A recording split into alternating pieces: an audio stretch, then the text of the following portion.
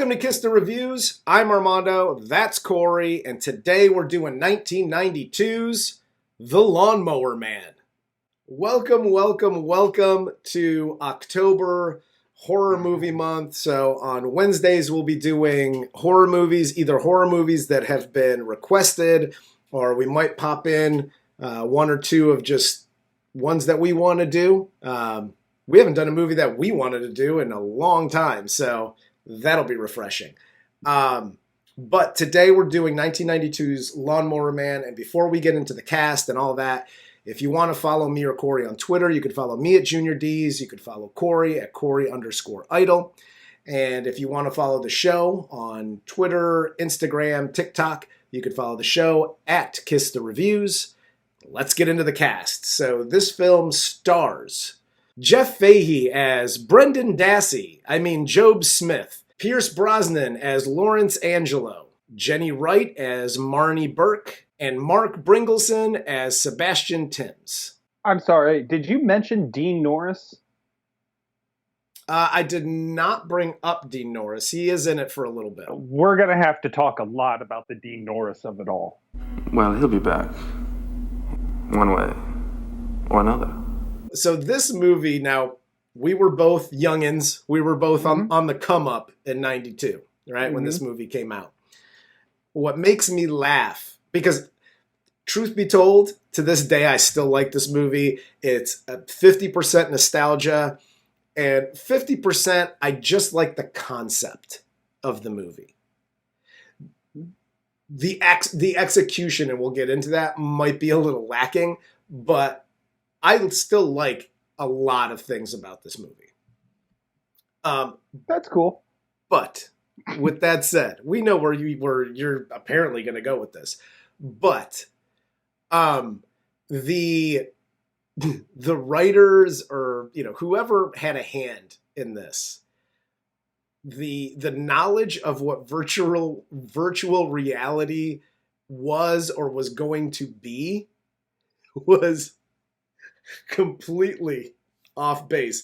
Outside of like the little Rocket Man game that they play in this, like that's closer to what virtual reality is now than what they thought it was going to be in the future. Yeah, I mean, look, I'm going to make fun of a lot of the plot points and all that shit. You should. I felt very, very stupid watching this because I'm like, is that what virtual reality is? Because I will be the first to admit, I don't pooter. I don't pooter very well at all. I can get by at like an 8th grade level of pooter class. Is it possible this story is true? Yes, it is. Corey doesn't all the digital stuff. The fact that this is even on YouTube, that's all me. Yeah. that's why Corey gets to respond to all the comments. I can do writing. Yes. That's where my level is. So with all that being said, I was confused. I'm like, I know a lot of people that have Oculus and they haven't killed anyone in real life yet. So I didn't understand completely. Like, I felt they were confusing virtual reality with artificial intelligence. But because some government branch of the CIA was like, okay, first off, you can't say CIA in your script. You have to say the shop. And 2, you can't use artificial intelligence, so use virtual reality. Like, I feel like that's what had to have happened here. It could have been that way. It could have been that way. But when it comes to technology, I am as Simple Jack is in this movie. Okay? Yes. And I still knew that that's not what virtual reality is. Yeah. Let's just, this also predicted the future in another way, because the Lawnmower Man is basically a Brendan Dassey. Yeah. And I am 100% convinced, and I never knew this before here, they base Simple Jack and Tropic Thunder off of this character. they may have. Down to the fucking hair. That's dangerous. Let's just jump into this. So the movie opens, we have the title card about VR and its widespread use in the future, as we cut to virtual space industries. And Dr. Lawrence Angelo is running an experiment with a chimp trying to enhance intelligence through virtual reality. And the project goes terribly wrong when the chimp escapes the lab and basically just murders everybody. And this Look, is all the best horror movies start off with the chimp going crazy. that is true. So right now we're on point. Like this is good. Mm-hmm. So and the whole experiment is like trying to make soldiers or something like that. It's like some government program that they have or contract or whatever. So we then see Dr. Angelo at home where he gets the call that the chimp is dead. And after losing his shit about the project getting shut down, he's sent on a leave. And he continues to work at his house by plugging himself into the program. And his wife is not happy about things at all. Falling, floating, and flying. So what's next? Fucking? This Dr. Angelo guy, that lady is not marrying the real Dr. You're lucky James Bond is the goddamn doctor in this, okay? Because the actual doctor is not getting that lady. Well, he is. If she fucking has that fucking attitude problem. Yeah. Dude, I've been married to more fucking pieces of shit than I have toes. And it is astounding. I have never woke up and said, I'm having a nightmare. And she goes, I hate it when you smoke in bed. I had a bad nightmare. Really bad. God, I hate it when you smoke in bed. My chimpanzee best friend science experiment just got shot in front of me. I'm having a bit of a rough go of it right now. Can we talk? I had a fucking night, like I'm reliving this shit. And like, get the fuck up. Don't smoke in my bed. I get the don't smoke in bed. Okay. That's kind of gross. And this is back in the day where you could literally smoke anywhere on the planet. But he's up, he's by the window, he's looking out, because the kid next door is getting the shit knocked out of him. And the wife is getting knocked around. And he's just like observing through the window. Like, well, he's a scientist. He can't interfere. Interesting. Not even like a don't hit Peter. It was just like, that's and nice. He likes the kid. Yes, and he really likes the kid. Mom. Like, what are you feeling, bro? But it's not even the fact that she yells at him about the smoking. The phone rings once. Like, I don't even think it hits the second ring, and she's like, would you answer the phone? Larry, what are you doing? Answer the phone. Go to bed. The fuck out of here. Okay? Dr. Angelo begins to fall into this like depression here, and he then continues his experiments at home. And this time, he basically tricks the local dim-witted gardener, Jobe Smith, who is known as the Lawnmower Man in the neighborhood. And he starts with, hey, want to play video games in my basement? And, okay, I just gotta. Don't do that, it's not good for you. Hi, doctors doing experiments, or, I don't know, the Brendan Dasseys of the world out there. Anybody says, do you want to come into my basement for any fucking reason? Video games, virtual reality, trains, it doesn't matter. Do you like to play games? Yeah. Well, I have a game in my house that you might like to play. Would you like that? This is a no-go, okay? As a grown adult, you need to recognize that that's not a good look.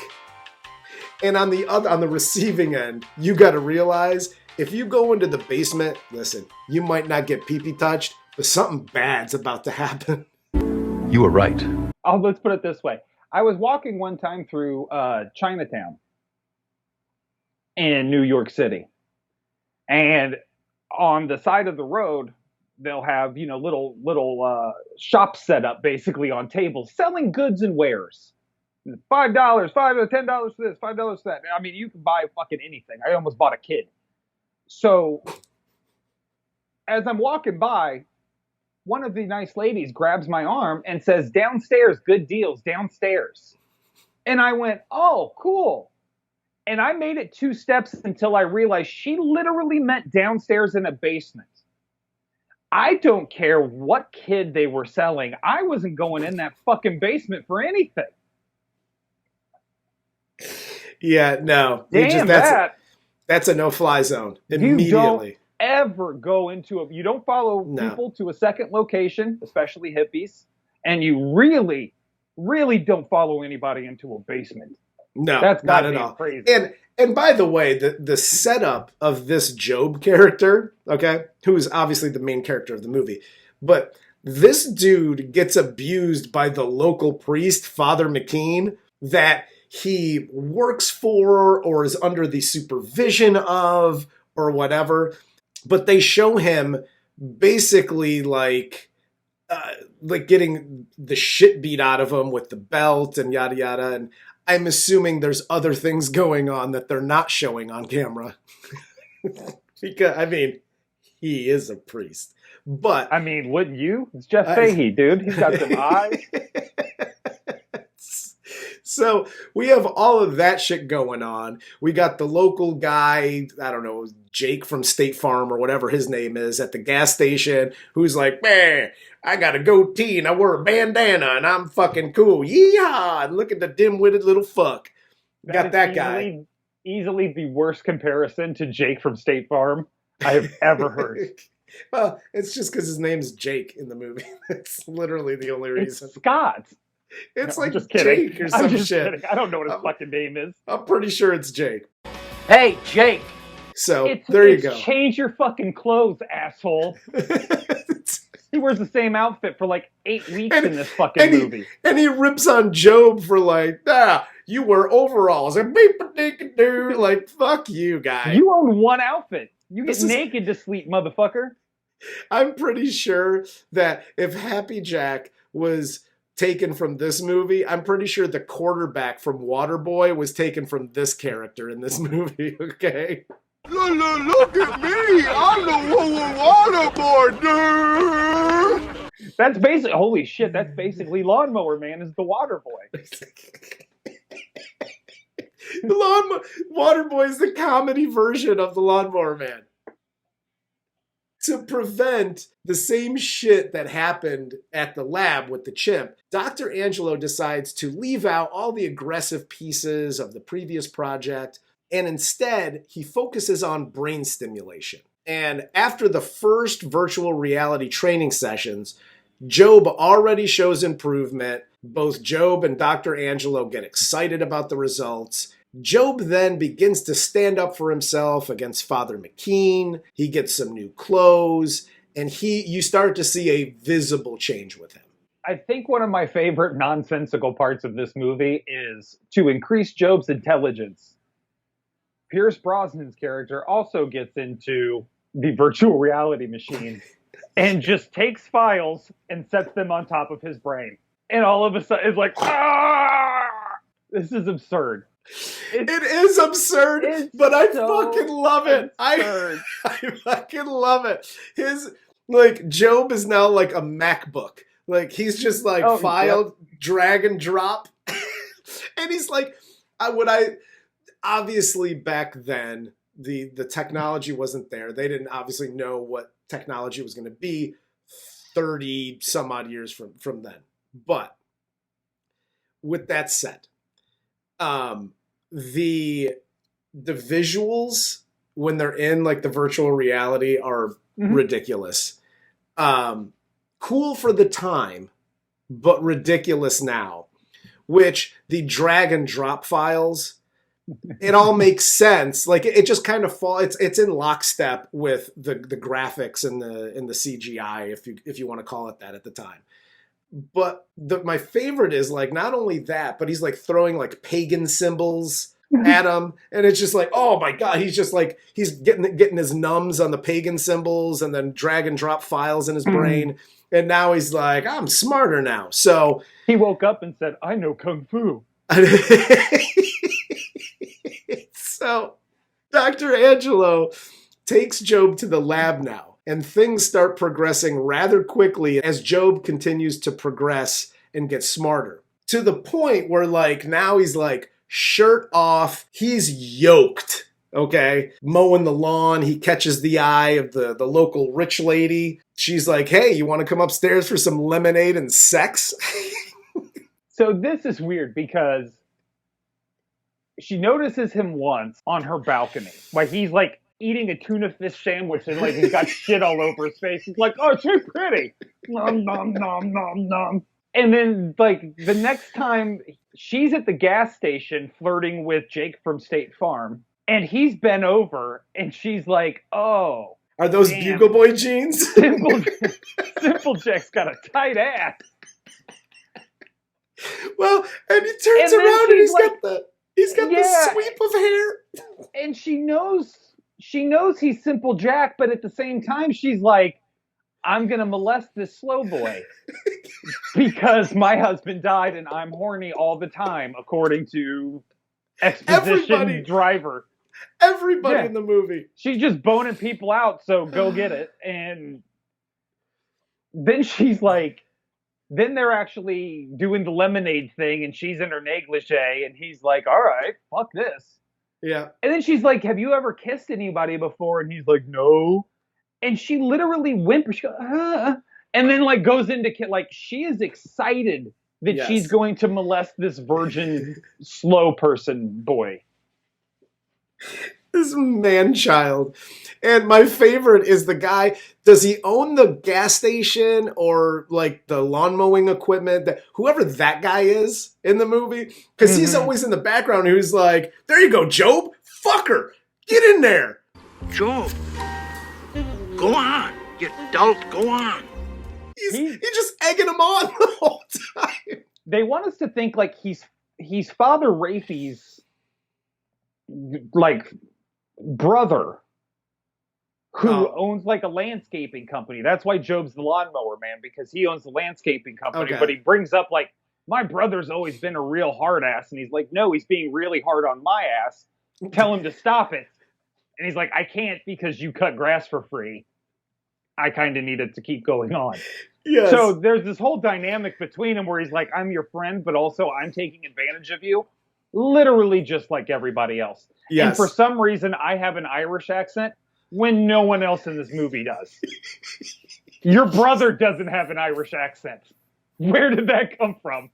Me brother have you doing penance all night again. Jobe then here gains the ability to read people's minds.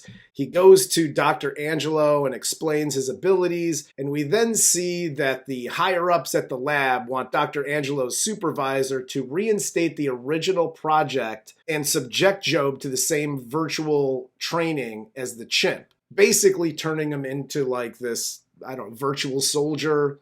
Can we talk about this wormy fuck? Sebastian? Yes. Yeah, Mr. fucking I need braces or just fillers. Like, what the fuck with this guy? We have him who's bad enough, and he's like wormy middle management. Yeah. Fine. So now we're getting a little bit more of Dean Norris on the regular here. Yes. So Dean Norris, for those of you that don't know, is Hank from Breaking Bad. Yes. A lot of people would say that guy's a home run hitter. Maybe not a Bryan Cranston grand slam, but Dean Norris can hold his own in his own right with any actor. Why, per se, would you have him speak in such a manner that goes against his natural acting and his natural ability, where you take away every other mannerism he has, and he's still so new into this movie world that every now and again you get a little Hank Schrader mixed in with this asshole want-to-be transatlantic voice that's not really there, but also is. We want to know what effect it will have on a human subject. It's an essential step for us to determine certain covert sector applications for Angelo's work. That was annoying. It was just as annoying as, so they have video calls, like video conferencing calls. Why, during every video call in this movie, is everybody like this? It's literally just nose and eyes. And they're just like, yes, you need to do the chimp thing on this poor dim boy. And it's always like this. Like everybody's mouth is super moist. And they're talking really moist. And you get close-ups of moist mouth. Fucking disgusting, bro. Don't ever do that again. I Don't know, ever do right? that again. That's the movie that you were like, at the beginning of this, I really liked. I still like it. I don't care. I don't care what you say. From here on out, I like all the movies we watch. I still like this movie. So we're going to plug right along here, guy. So we get Sebastian, who then switches out the drugs and the program that Dr. Angelo is using on Jobe. And things begin to take a turn for the worst. Dr. Angelo says he wants to stop the treatments. Now Jobe is able to move objects with his mind as well. He can also manipulate people's minds. And then one night he breaks into the lab with Marnie and he completely fucks her up. Things turning for the worst is a nice way of saying it. Like, this dude just turned into Carrie. He's going fucking ham on this. Hell yes. I started doing virtual reality immediately after watching this, and nothing has improved in my... I can't move anything. Well, you got to take the drug, like you got to get the injections. I've been taking a lot of injections of a lot of drugs, and it ain't doing anything. Jobe then here shows Dr. Angelo his powers, freaks Dr. Angelo out, and he tries to get into Dr. Angelo's head and demands that the treatments continue. And this is where Dr. Angelo takes the trip to Washington to talk about his experiment with Jobe. And here's what really killed me about this, okay? So Gaptooth goes, yeah, we've been giving him this shit. We had to see what it did. But also, he was showing these signs before we ever started giving him the drugs. So did the drugs really do anything? I don't know, Corey. You tell me. I don't know. Apparently, they made him more psychotic. I guess because they're giving him the. I don't know what's happening with this review right now, but I don't know why I'm the bad guy because I fucking paid attention to what fucking people said in the fucking movie, asshole. I don't know. I don't know. I like every movie we review now. Well, you said you were taking the drugs. I just want to know why. Like, was it the drugs or was it the virtual reality? I was taking a lot of drugs and a lot of injections, not those specific drugs. Gotcha. Not the drugs. Exactly. Okay. Now, I just needed to be straightened out, buddy. That's all. It's a lot of drugs. That's it. So let me. Between your attitude in this review and the way Christina has been talking to me in comments, you two motherfuckers are plotting something, and I can sniff it the fuck out. You're bad writers, and I'm on to you. During this trip and after this meeting, Dr. Angelo then has to escape the goons because he says he doesn't want to like do the work and whatever, so he's got to escape the company goons to go and save Jobe. Corey's life lessons. Hi, people running from government agencies. Uncle Corey here. 1, everybody knows if you're going to rent a car, you're waiting forever. That is not a fast getaway. If you haven't reserved that shit 3 weeks in advance and prepaid and already signed contracts, especially in the 90s with that fucking horrible 6-hour printout you had to wait for that smelled like fucking printer ink, you're not getting away swiftly from anyone. No. Second, I don't know if you're aware of this, but you're in virtual reality land and stuff like this. So the government has these things called computers, just like the rental agency.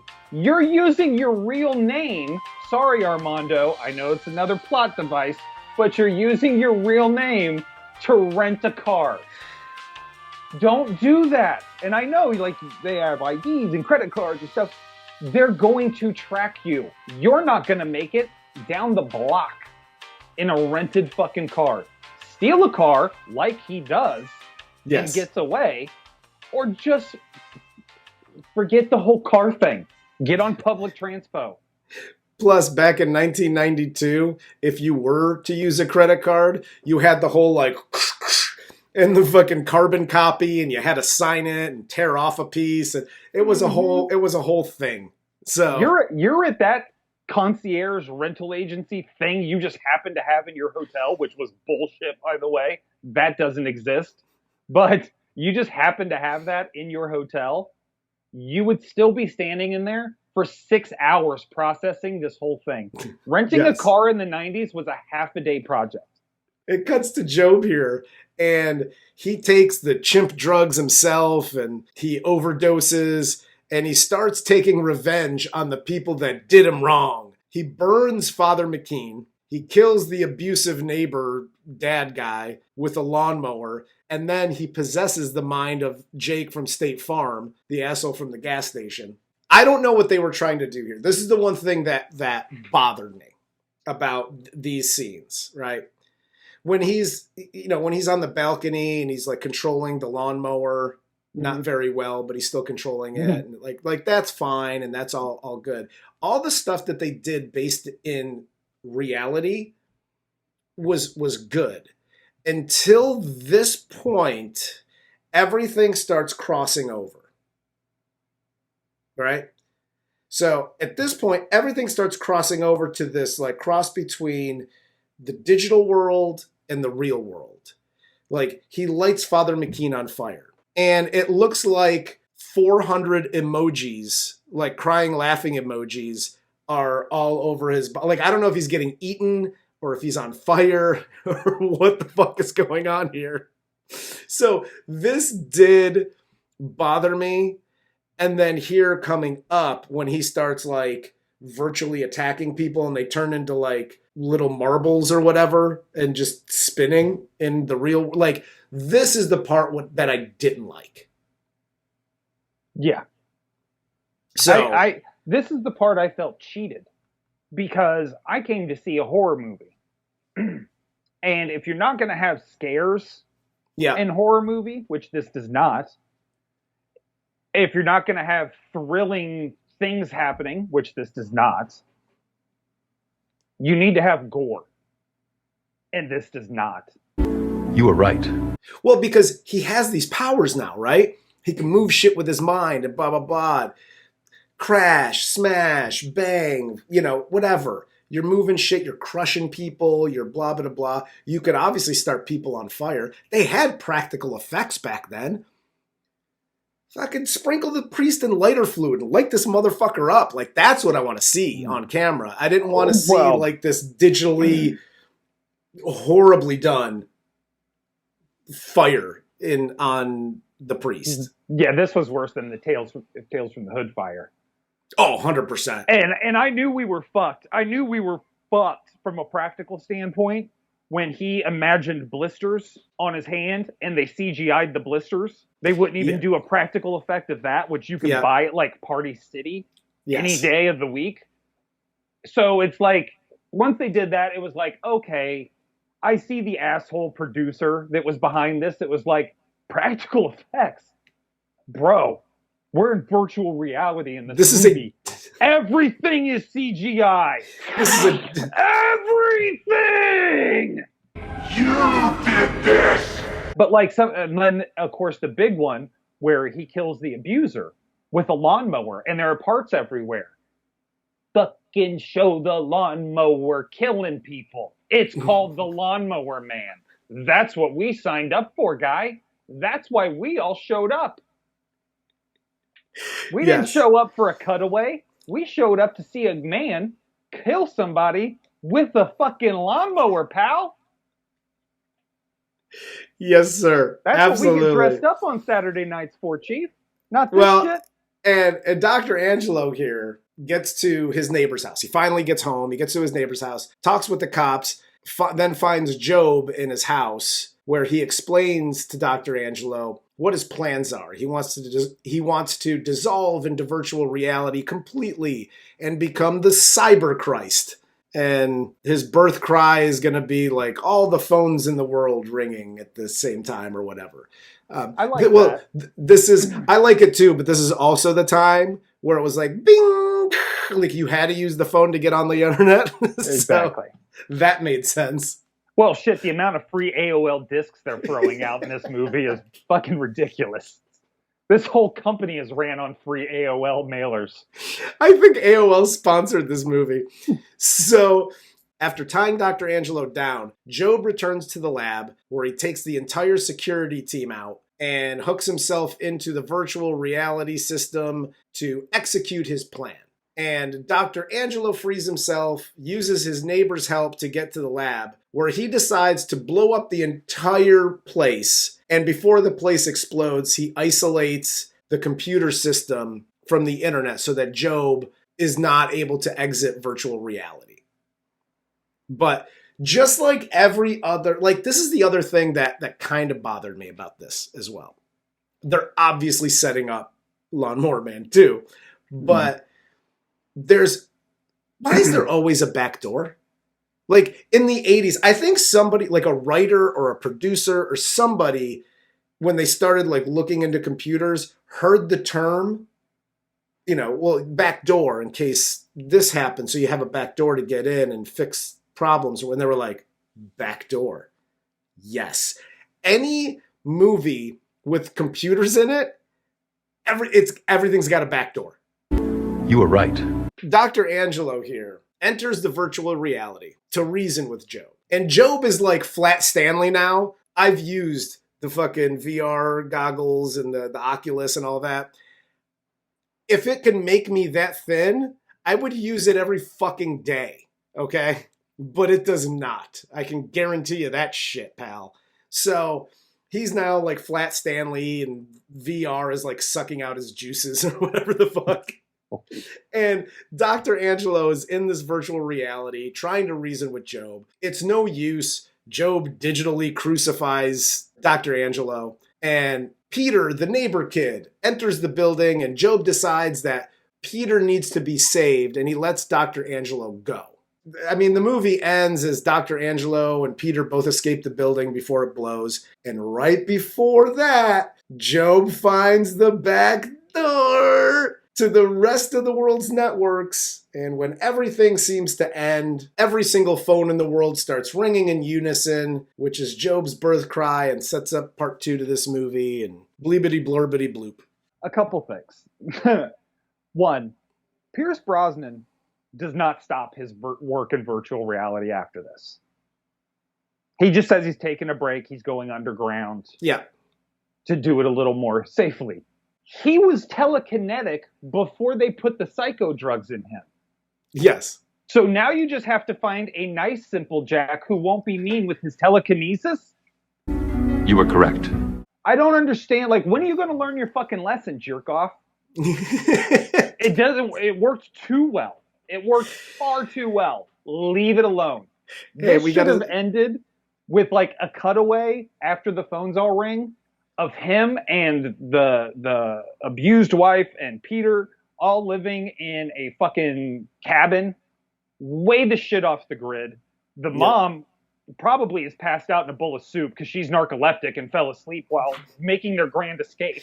Okay, can we talk about that? Can we talk about that? Because this is some fucking bullshit. Like this, you think that scene is more bullshit than the emojis eating Father McKean or the little digital bugs eating the security guards or any of this shit.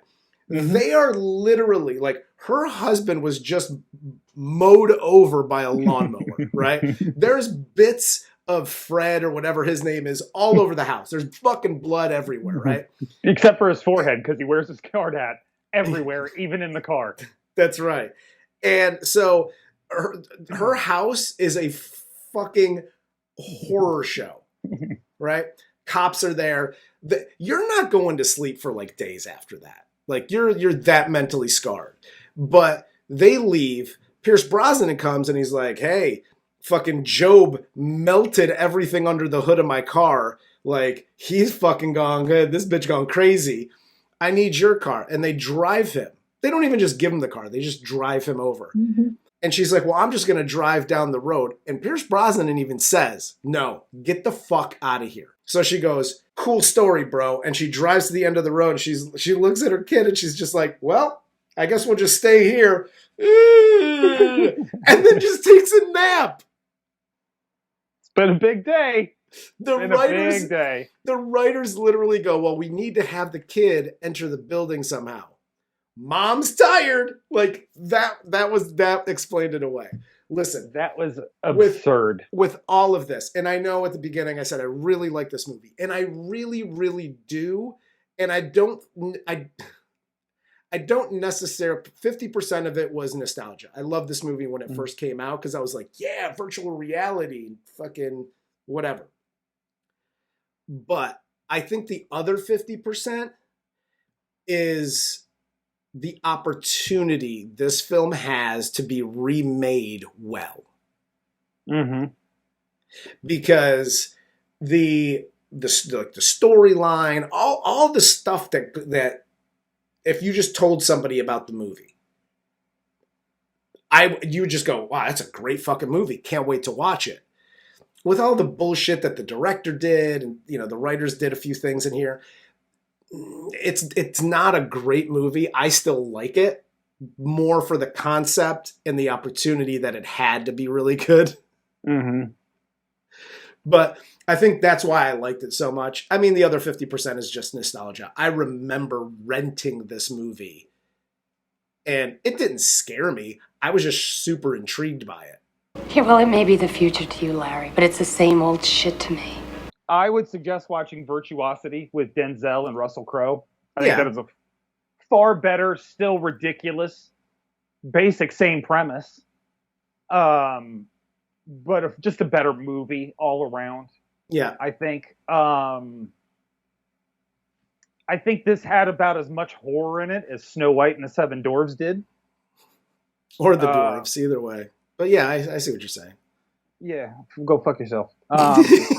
Hey, fuck you. Hey, fuck you. It just wasn't for me. I think there was a lot of shit they threw away where they could have tried a little bit harder.